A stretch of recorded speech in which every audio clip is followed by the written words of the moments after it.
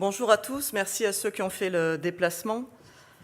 Alors on a convoqué cette conférence de presse parce que notre groupe parlementaire, la France Insoumise, a déposé une demande de résolution visant à lutter contre les groupuscules d'extrême droite qui se manifestent de plus en plus à visage découvert ces derniers mois. Et donc on souhaiterait évidemment la dissolution de ces groupuscules plutôt, et une commission d'enquête. Alors on est parti du constat en fait que les gens ne se rendaient pas vraiment compte que depuis plusieurs mois, ça a commencé déjà en décembre 2017, il y avait une accélération, une multiplication, et ça a un lien au niveau de la temporalité, des actions des groupuscules d'extrême droite. Donc ils s'attaquent à qui? Ils s'attaquent, comme on va le voir, aux associations, aux jeunes, aux militants, aux élus. Alors derrière les élus, ce n'est pas nos petites personnes, hein. Derrière les élus, c'est les valeurs de la République, hein, tout simplement, qui sont attaquées. Donc tout simplement, ils sont en train de tester le gouvernement. Ils sont constitués en association. Alors qu'est-ce que ça veut dire? Ça veut dire qu'ils ont pignon sur rue, et ça veut dire aussi qu'ils reçoivent des financements. Par exemple, la Ligue du Midi dans l'Hérault est financée en partie par le département de l'Hérault. Alors la Ligue du Midi, pour ceux qui ne connaissent pas, c'est la famille Roudier, hein, c'est comme un peu les Le Pen, qui ont des accointances à la fois avec Génération Identitaire, le GUD, dont certains sont issus, et qui se livrent à des exactions assez régulières, extrêmement violentes. Donc on va reprendre un peu l'historique des faits, pas pour vous assommer avec un catalogue, mais pour que vous preniez bien conscience de la multiplication et de l'organisation, parce que derrière, ce n'est pas quelque chose de complètement incohérent, c'est une stratégie politique hein, d'utilisation de la violence, et s'ils sortent du bois maintenant, c'est parce qu'ils sont en train de nous tester, parce qu'ils sentent quoi? Ils sentent que la démocratie est en perte de vitesse, ils sentent qu'il y a un rejet extrêmement fort qui monte, on le sent depuis plusieurs années dans la population, contre les institutions, contre les élus, une soif d'ordre aussi. Alors en décembre 2017 et jusqu'à fin mars 2018, ce sont les militants du GUD qui ont testé un petit peu des implantations de ce qu'ils appellent des lieux de vie, hein, qui sont en général des bars, dans plusieurs villes, à Strasbourg, à Lyon, à Chambéry, à Marseille. Ça s'appelle le Bastion social, ça a toujours le même nom. Et ce sont des lieux dans lesquels ils propagent leurs idées racistes et homophobes. Le 30 juin, à Montpellier, il s'est passé quelque chose d'assez inédit. C'est une association, l'association RAI, ça s'écrit R-A-I-H, mais ça se prononce RAI, qui s'occupe des mineurs isolés. Et les militants de la Ligue du Midi ont envahi les locaux de l'association, les ont saccagés. Ils se sont filmés, ce qui montre aussi que derrière, c'est bien une action politique réfléchie, revendiquée. Et ils ont mis leurs vidéos sur la presse raciste locale, sur leur site et sur les réseaux sociaux. Alors ils ont évidemment baptisé cette action. On est passé chez les collabos. Les collabos, c'est qui? C'est ceux qui s'occupent d'aider les jeunes migrants. Avec des slogans « assez des réfugiés »,« pas de subventions pour financer l'invasion », ou encore le classique « La France aux Français ». Donc, suite à ces événements, j'avais demandé, moi, une première fois la dissolution de la Ligue du Midi, via une question écrite au gouvernement. Il m'a été répondu que c'était le président qui pouvait décider de ça, donc j'ai écrit au président, qui m'a répondu qu'il se souciait évidemment que les idées de haine ne soient pas propagées et qui confiait le dossier au ministre de l'Intérieur. Donc je suis en lien avec Gérard Collomb et on verra la suite qui est donnée. Pourquoi on a fait cette résolution? Parce qu'on multiplie, on pose des actes, on multiplie et on les rend publics pour forcer aussi l'État et les gens à nous répondre. Le 22 avril, ce n'est pas les associations qui ont été visées, c'est pire, c'est l'État, c'est la République. Dans les Hautes-Alpes, Génération Identitaire a organisé une mission qu'ils ont appelée « Défendre l'Europe ». En quoi ça consistait en réalité? C'était le blocage des frontières et la chasse aux migrants. Avec beaucoup de moyens, ça a été médiatisé, c'était très organisé au niveau européen, il y avait 2 hélicoptères. Et parmi ces militants, il y avait 2 militants autrichiens, et puis une Canadienne aussi, dont l'entrée sur le territoire du Royaume-Uni venait d'être interdite pour incitation à la haine raciale. La fonction régalienne du maintien de l'ordre, hein, d'assurer aussi la sécurité des citoyens et des frontières, à l'heure actuelle, en France, elle n'est pas confiée à l'extrême droite et aux fascistes. C'est une fonction régalienne qui appartient à l'État. Et il ne s'est rien passé. Après ces événements, il ne s'est rien passé. Maintenant, on va basculer sur la mobilisation étudiante, parce que c'est symbolique. On a vu des années en arrière aussi des affrontements très violents entre des groupuscules d'extrême droite et des étudiants. Alors le 16 mars à Paris, le GUD, toujours, armé de barres de fer, s'est introduit dans le lycée autogéré de Paris en faisant des saluts nazis, en proférant des insultes homophobes, et 2 élèves ont été blessés. Le 26 mars, à Lille, Génération Identitaire a violemment agressé des étudiants en marge d'une AG. Le 29 mars, à Strasbourg, donc vous voyez, on a Strasbourg, Paris, Lille, on verra qu'on a aussi Montpellier, il y a l'Est aussi, ça touche absolument tout le territoire. Donc à Lille, Génération Identitaire a agressé des étudiants. Le 29 mars, à Strasbourg, le Bastion Social, dont on parlait tout à l'heure, a envoyé quelques-uns de ses membres pour tabasser des étudiants qui étaient sur le campus universitaire. À Paris, le 6 avril, des militants d'extrême droite, armés toujours de barres de fer et qui portaient des casques, c'est rare qu'ils soient à visage découvert, ils ne sont pas très courageux, ont essayé d'entrer dans l'université de Tolbiac. Heureusement, ils n'y sont pas arrivés, parce que leur but avéré était de passer à tabac les jeunes qui étaient à l'intérieur. Le 10 mai, toujours à Paris, au centre de Malherbe, sont des étudiants qui ont été agressés par une vingtaine de personnes. Maintenant, on va finir par un petit cas d'école, c'est la fac de droit à Montpellier. Pourquoi je dis que c'est un cas d'école ?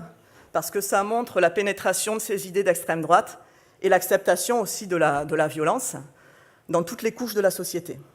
Parce que ça a impliqué des professeurs, des membres du personnel et des étudiants. Donc le 22 mars, à Montpellier, un commando extrémiste s'est introduit dans la fac de droit et a évacué extrêmement violemment. Alors ils étaient cagoulés, ils avaient des barres de fer, l'un d'entre eux avait un taser, sur une des vidéos on le reconnaît, et ils ont tabassé les étudiants. Comment ils ont pu entrer ? Ils ont pu entrer parce que, alors plusieurs vidéos le montrent, et le rapport qui a été rendu public il y a quelques jours, qui a fuité, du ministère de l'Enseignement supérieur et de la Recherche, établit que le doyen et au moins un professeur, le colonel de Boissezon, étaient présents, sont allés ouvrir, le doyen est allé ouvrir, a donné l'ordre d'ouvrir la grille du portail. Derrière, il y avait le commando cagoulé. Donc ils sont rentrés et ils ont tabassé les étudiants. Ça, c'est un fait établi. À l'heure actuelle, il y a une enquête judiciaire et ces 2 personnes, donc le doyen et le professeur, qui jusque-là avaient été suspendus, vont faire l'objet de mesures disciplinaires. Ces événements, ça a été un choc profond pour Montpellier, qui n'est pas une ville où le Front National est en force, ils sont à peu près à 7-8% toujours. Moi, j'ai été alertée le lendemain, le 23 mars, à 6h du matin, par des SMS affolés, par des vidéos. Donc je me suis rendue sur place. Et j'ai pu constater vraiment l'émotion, parce qu'il y avait des profs, il y avait des doctorants, il y avait des parents qui soutenaient les étudiants. Et à la base, la mobilisation était contre la loi Vidal. Et là, vraiment, la revendication, c'était « on veut la justice ». On veut la justice. Et les jours suivants, il y a eu plusieurs rassemblements devant la fac de droit. Et la Ligue du Midi était présente avec des militants qui sont identifiés, qui sont connus de tous. Et non seulement ils étaient présents, il y avait aussi des forces de police qui les ont laissés, qui les ont laissés tranquilles. Mais ils venaient devant les gens, ils venaient devant les étudiants, ils sont venus devant moi, ils nous filmaient, et ils provoquaient un peu en disant « attention, on sait qui vous êtes, on sait où vous trouvez ». Alors sur moi, ça n'a pas un gros effet. Sur des jeunes de 20 ans et sur des parents, ça peut déstabiliser, on le comprend. Je dirais que ces événements mettent en exergue la stratégie politique de l'utilisation de la violence de l'extrême droite et manifestement, là où ils ont réussi, c'est-à-dire ils ont réussi à propager ces idées d'extrême droite, et ça choque plus grand monde. Ils frappent à dessein, ils n'épargnent personne, il y a les migrants, les jeunes, les homosexuels, les militants associatifs, les syndicalistes et les élus. En réalité, c'est toute la société qui est visée. Ils surfent sur quoi ? Ils surfent, on l'a dit, sur le rejet des institutions et sur la colère froide des gens. On sent que les gens sont perdus, il y a une énorme colère. Et comme on raconte aux gens depuis des années que la politique, c'est des menteurs, c'est des gens qui profitent et qui s'en mettent plein les fouilles, ils ne se tournent pas toujours vers la réflexion, vers l'engagement et le fait de vouloir changer la société. Et ils peuvent se laisser accaparer comme ça et attraper par ces idées dégueulasses. Alors aussi, ce qu'il faut remarquer, c'est qu'ils ont peut-être raison de le faire pour l'instant, je dis bien pour l'instant, parce qu'il y a quand même des gens qui résistent, parce qu'il ne se passe rien. Ils se sont attaqués à des élus, ils se sont attaqués à des syndicalistes, il ne s'est rien passé. Ils ont défié la République et l'État dans les Alpes, il ne s'est rien passé. Ils ont attaqué des étudiants dans des facs. À Montpellier, il y a une enquête en cours. Pour l'instant, il ne s'est pas passé grand-chose. Donc il nous a semblé important de poser un acte. Et par cette résolution, qu'est-ce qu'on demande? D'abord, on apporte notre solidarité pleine et entière aux victimes. Et puis on en profite aussi pour leur dire qu'ils ne sont pas tout seuls, qu'on est là, qu'il n'y a pas que nous, il y a plein d'associations, il y a plein de gens qui combattront contre ces idées-là et qui les aideront dans ce combat. Et puis aussi, on en profite pour réaffirmer, ce qui peut paraître évident mais qui ne l'est plus, c'est que le racisme, l'antisémitisme, l'homophobie et le sexisme, à l'heure actuelle en France, ou alors ça a changé, il faut qu'on nous avertisse, c'est plus une opinion, c'est un délit. Et si c'est un délit, c'est interdit, ça doit être sanctionné. Et puis nous pointons évidemment la recrudescence de ces actes violents qui sont perpétrés par ces groupes identitaires en toute impunité pour l'instant. On alerte le gouvernement vraiment sur les risques de dérive de notre démocratie et de nos valeurs républicaines. Et donc nous demandons la dissolution de ces groupuscules dangereux et la création d'une commission d'enquête. Je vous remercie. Si quelques-uns d'entre vous veulent ajouter quelque chose. Tu veux dire un mot? Non, d'abord... Vas-y. Bon, merci Muriel. J'ai en fait qu'à ajouter à ce que vient de dire Muriel Ressillier. Nous considérons qu'il y a des franchissements de seuil qui ont été accomplis dans le niveau d'audace violente de ces groupes d'extrême droite qui justifient la démarche dont Muriel Ressillier est la tête de file pour notre groupe. À nos yeux, un franchissement, ça a été l'entartrage du député Éric Coquerel. En fait, c'est une agression, hein, peu importe ce qu'on lui a jeté dessus, parce que ça aurait pu aussi bien être une pierre, un coup de couteau ou un coup de revolver. C'est ce qui m'amène à déplorer l'information dont je viens d'être saisi. Elle a à voir avec l'activité des groupes d'extrême droite du Midi de la France qui avaient projeté de m'assassiner, ainsi que M. Castaner. Dans un premier temps, il avait été dit que comme c'était des azous, ça n'était pas bien grave et qu'ils avaient renoncé au projet. Je ne me suis pas contenté de ce genre de déclaration parce que moi, je considère que plus les gens sont stupides, plus ils sont dangereux. Et le fait que cela était stupide n'était pas une excuse, ni même une circonstance atténuante, ni même une raison pour baisser le niveau de la garde. Et j'ai bien fait, je me suis porté partie civile et j'ai accédé au dossier, ce qui m'a permis de découvrir que le principal responsable de cette bande téléphonait depuis sa prison pour demander aux autres de continuer l'action qui avait été prévue pour qu'il ne soit pas en prison pour rien. J'ai découvert qu'il cherchait sur Internet le moyen de fabriquer un lance-flamme pour en venir à bout de moi, ainsi que des grenades, et que des messages avaient été envoyés à des partenaires pour leur demander de cacher des armes parce que la police était sur le coup. Donc tout autre chose que ce qu'on nous avait raconté. Ça tombait d'autant plus mal que après la campagne présidentielle, donc au mois de mai 2017, lorsque je me suis engagé dans la campagne des législatives, j'ai demandé à ce qu'on maintienne la sécurité autour de moi, exactement comme ça avait été le cas en 2012, après la campagne présidentielle, où je bénéficiais d'une garde d'officiers de police dans la campagne que je faisais à Hénin-Beaumont. Et le gouvernement, à l'époque, avait estimé que, compte tenu de ma présence et de celle de Mme Le Pen, il pouvait y avoir des tensions dans cette zone, et en effet, il y avait des groupes identitaires qui étaient présents. J'ai été conduit, c'est-à-dire qu'il n'y a eu aucune suite à ma demande, et la garde dont je bénéficiais pendant la campagne m'a été retirée le 1er mai, dans l'après-midi. C'est la dernière manifestation à laquelle j'ai participé avec les officiers de police de sécurité. Je cite cette date du 1er mai parce que le chef du commando d'extrême droite qui voulait nous assassiner a été arrêté le 28 mai. Il l'a été, nous dit-on, sur la base d'un message qu'il aurait posté d'admiration pour l'assassin de l'Europe du Nord, de Suède ou de Norvège, je ne me rappelle plus. D'accord ?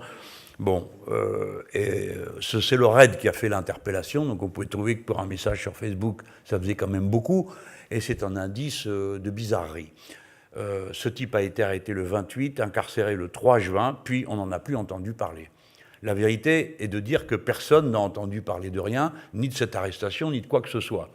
Et c'est au mois d'octobre, à nouveau, qu'on apprend par la presse que 9 autres personnes ont été arrêtées qui formaient avec ce personnage un commando qui s'étaient répartis les tâches. Il y en avait 2 qui étaient préposés aux raquettes pour acheter des armes, un autre à voler une voiture, et un d'entre eux faisait le formateur au maniement des armes à feu. D'ailleurs, chez le principal intéressé, on a trouvé 2 revolvers dont on m'a dit que je devais être assuré, il avait le droit de les avoir, puisqu'il participait à un club de tir, et que c'était de la poudre noire. J'ai demandé si avec de la poudre noire, ça restait mortel. Évidemment, ça l'est.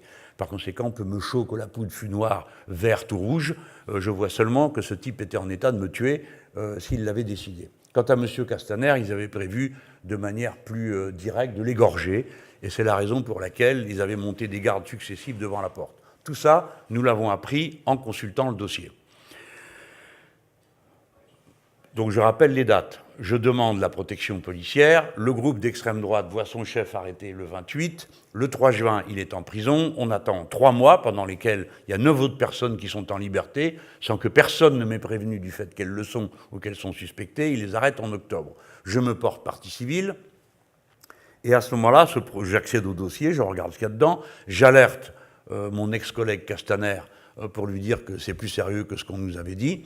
Et la réponse à tout ça, pour que lui-même se porte partie civile, il m'a d'ailleurs dit qu'il comptait le faire, le procureur de la République a demandé à la procureure qui est en charge du dossier de rejeter ma demande de partie civile, c'est-à-dire de m'éliminer de l'accès au dossier et aux procédures d'investigation. La procureure chargée du dossier a refusé. Après avoir examiné je ne sais quel fait, parce que tout ce que je vous dis là, personne ne s'est chargé de me le dire.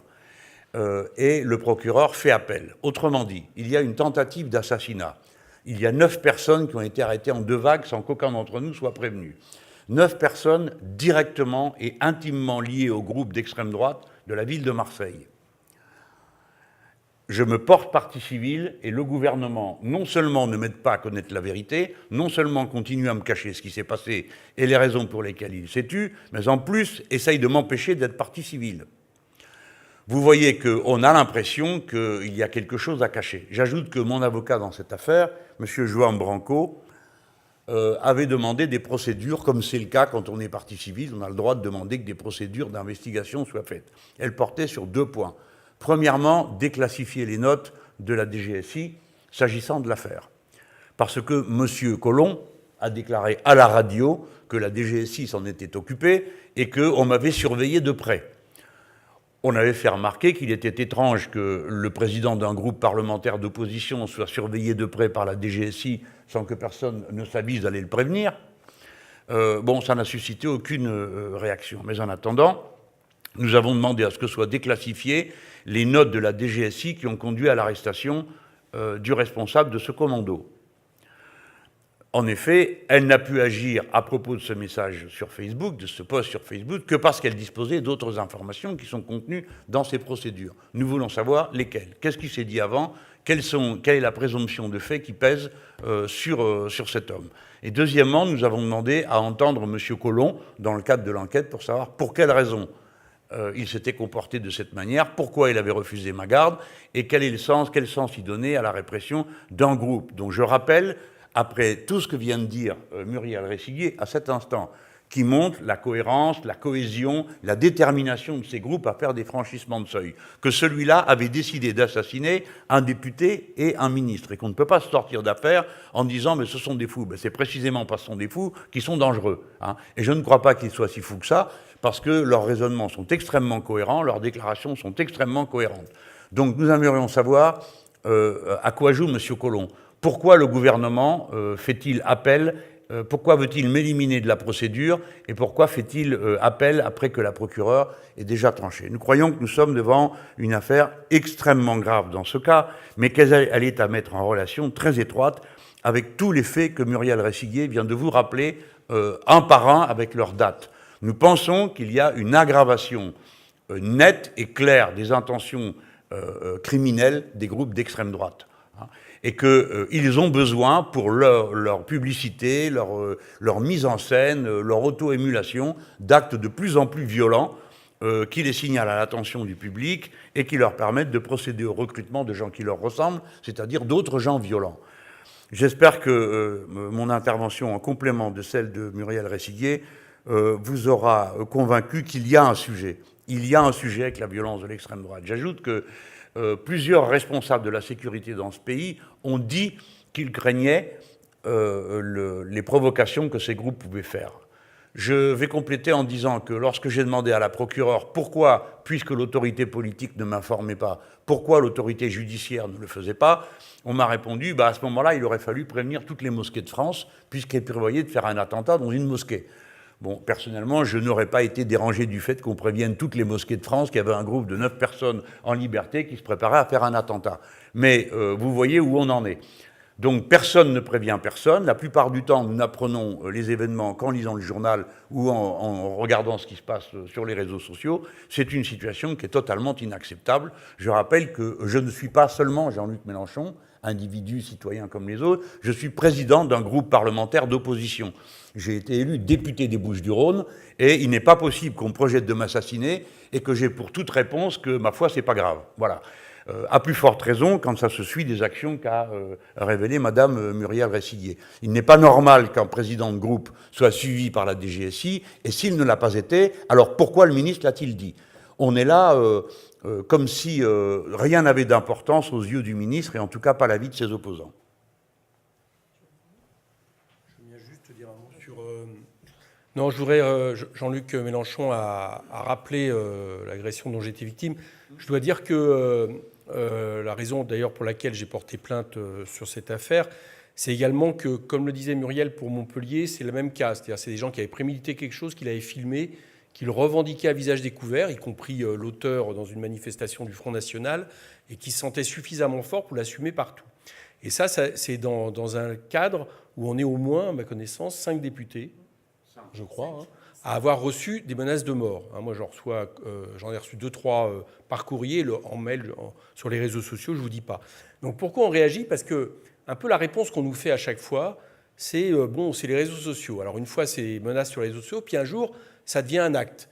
Et par exemple, dans les échanges, parce que moi c'était Action française, dans les échanges internes à cette organisation qui a quand même prémédité, prévu quelque chose, il y a quelqu'un qui dit pourquoi pas le prochain coup, un coup de surin. Ça peut paraître drôle, sauf qu'on voit bien qu'avec ce que vient de dire Jean-Luc, au bout d'un moment, ça ne l'est pas. Bien. Donc ça, c'est un premier point. Le deuxième point, juste, je voudrais signaler. Je trouve que le comportement de Gérard Collomb commence à poser un sérieux problème pour la démocratie. Parce qu'il n'est pas possible qu'au moment où on l'interpelle à plusieurs reprises, puisqu'il était à ce moment-là en séance, sur génération identitaire occupant la frontière, la seule réponse de l'État soit un communiqué du préfet signalant que tout se passait bien et qu'il n'y avait pas de problème, tout se passait bien dans l'occupation de la frontière par ces gens-là. Par contre, il y a eu une manifestation de gens qui ont réagi avec des migrants 2 jours après, manifestation qui s'est terminée par l'arrestation de 3 personnes. Ces 3 personnes ont été en garde à vue et aujourd'hui sont attaquées par l'État, etc. Donc d'un côté, Génération Identitaire est rentrée tranquillement chez eux, alors qu'ils sont affrétés un hélicoptère, ils ont affrété des véhicules, tout le monde les connaît. Et de l'autre côté, on voit que des gens qui se sont contentés de protester contre ça se retrouvent pourchassés par l'État. Il y a vraiment 2 poids, 2 mesures. 2 poids, 2 mesures. Et moi, je remarque qu'à chaque fois que l'extrême droite agit, il n'y a rien du côté de Collomb. Et à chaque fois, il fait, de manière volontaire, un parallèle pour laisser penser finalement que tout ça se renvoie. Non, tout ça ne se renvoie pas. Il y a des gens qui commettent des actes violents, délictueux. Occuper une frontière, c'est pas anodin. Et puis de l'autre côté, des gens qui protestent, qui essayent d'aider par la solidarité des migrants, c'est pas la même chose. Et vous remarquerez aussi la différence de traitement entre Génération Identitaire sur les frontières et les lycéens qui occupaient un lycée Arago. Je trouve que c'est assez éclairant sur la manière dont l'État ne regarde pas du côté de l'extrême droite. Quelqu'un veut dire un autre mot? Allez-y, allez-y.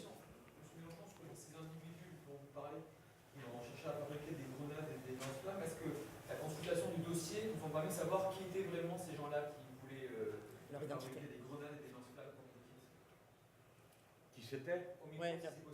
Leur identité. S'il parle de dossier. Bon, comme c'est une affaire en cours, je ne sais pas très bien ce que j'ai le droit de dire ou de ne pas dire, comme partie civile. Bon, le premier a un nom, il a été publié un peu partout, mais je ne sais pas si moi j'ai le droit de faire ça.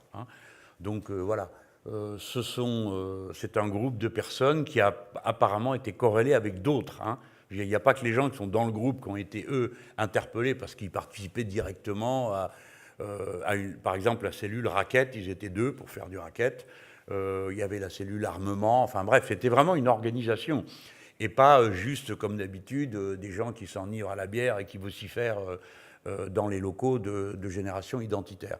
Donc c'était une structure assez organisée qui avait un local à Marseille auquel il participait avec Action française. Je peux difficilement vous dire davantage que ça, parce que c'est tout ce que je sais. Le moment venu, avec Jean Branco, on fera peut-être un exposé, mais après inventaire de tout ce qu'il est possible de dire dans le cadre d'une instruction judiciaire, parce que je ne voudrais pas que mes propos publics rendent plus compliqué mon accès au dossier dans le moment. Oui, oui, le GUD.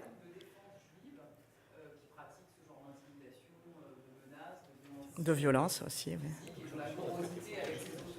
Oui.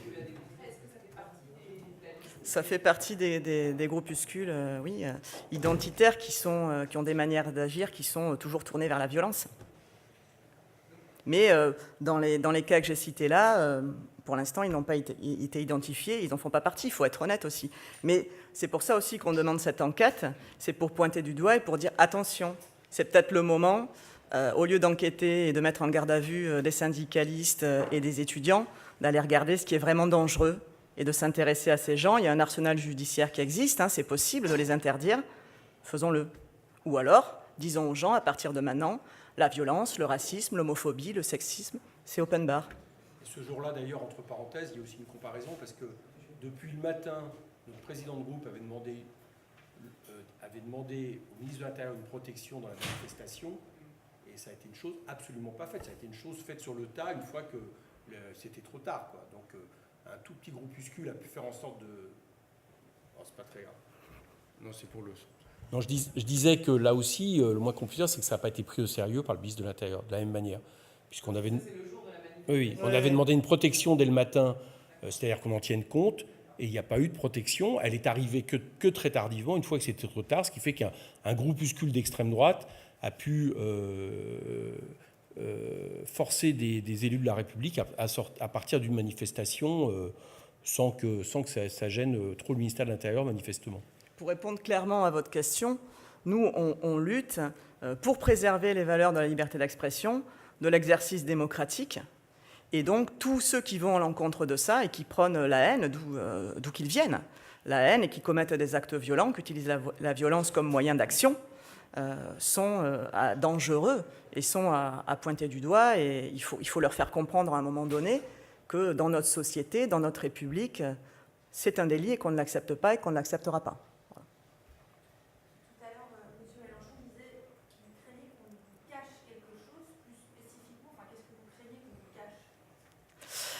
C'est-à-dire que quand on ne vous tient pas au courant de quelque chose, moi-même, j'ai été menacée, je fais partie de ceux qui ont été menacés de mort et de viol, et quand vous ne savez pas, moi j'avais la permanence de mon local politique qui avait été attaqué par le GUD il y a quelques années, l'enquête n'a jamais rien donné.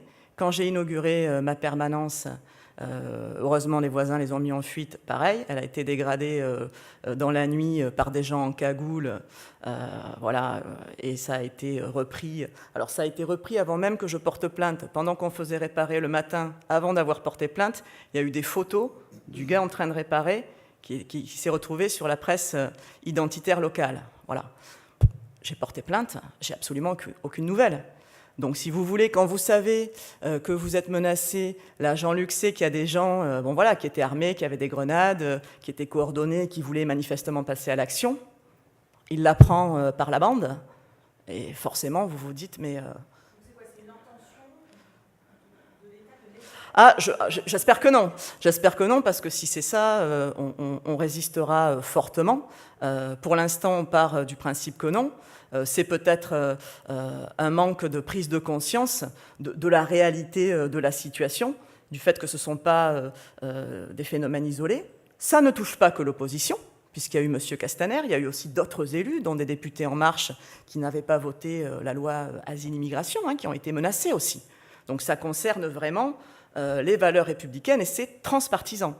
Ça concerne tous les gens qui luttent contre ces idées-là et qui veulent une société où la liberté d'expression et les moyens démocratiques, c'est-à-dire c'est quoi ? C'est la liberté de manifester, d'occuper la place publique, de voter, voilà.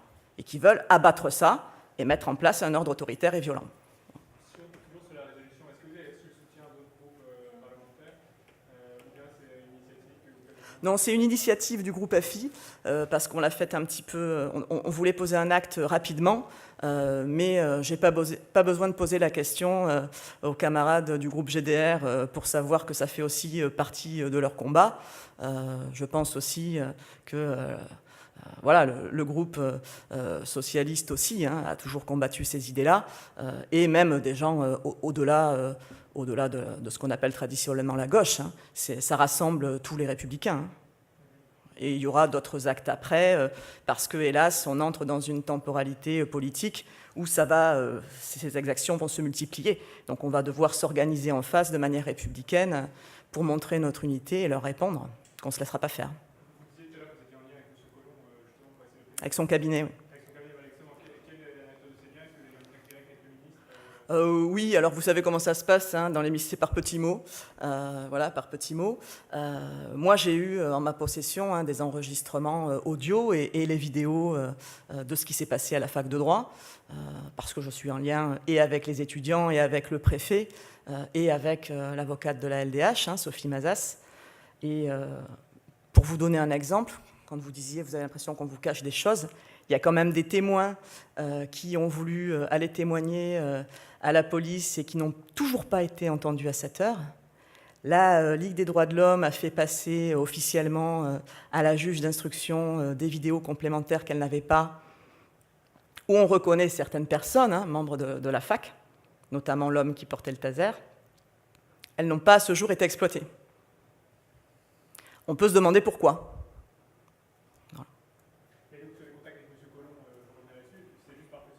Non, je plaisante en disant ça. Et bien évidemment, je vais demander un rendez-vous. Je l'ai déjà demandé, je vais le redemander.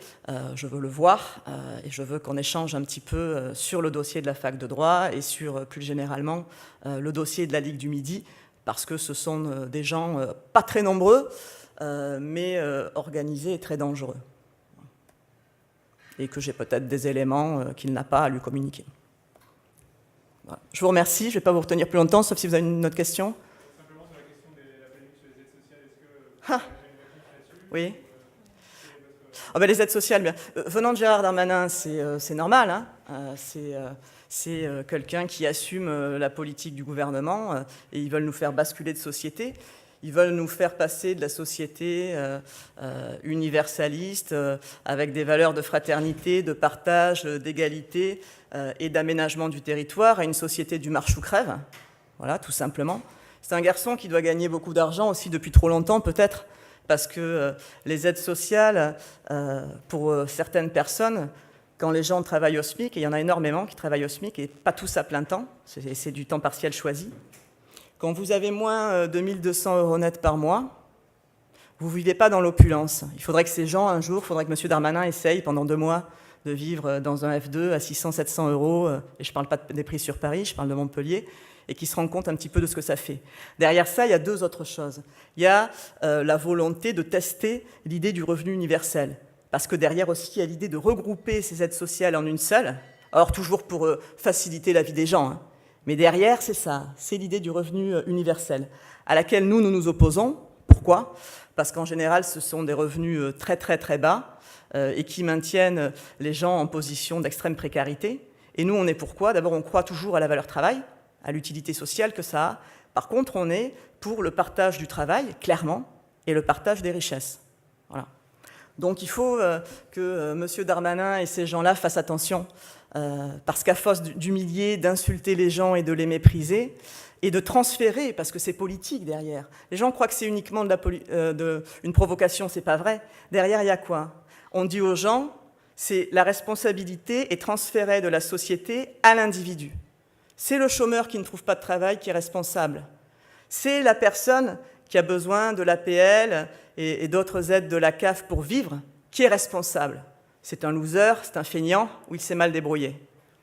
Comme si la société, comme si la politique, le gouvernement, les gens pour qui on votait, toute l'organisation républicaine qu'on a mis en marche, n'avait pas de poids, n'avait pas d'impact et ne pouvait rien faire.